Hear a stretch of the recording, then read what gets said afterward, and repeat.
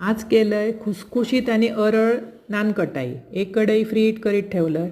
एका ताटलेक तूप लावून ना बटर पेपर लावून घेतलं. एक वाटी तूप घेतलं, त्याच्यात एक वाटी पिठी साखर व्यवस्थित फेटून, अर्धो चमचो बेकिंग पावडर, अर्धो चमचो बेकिंग सोडा, किंचितसा मीठ आणि एक चमचो वेलची पावडर व्यवस्थित फेटून त्याच्यात एक वाटी मैदो, अर्धो वाटी रवो आणि अर्धो वाटी बेसन घातलं आणि परत व्यवस्थित पीठ मळतो तसो गोळो मळून घ्यायचो.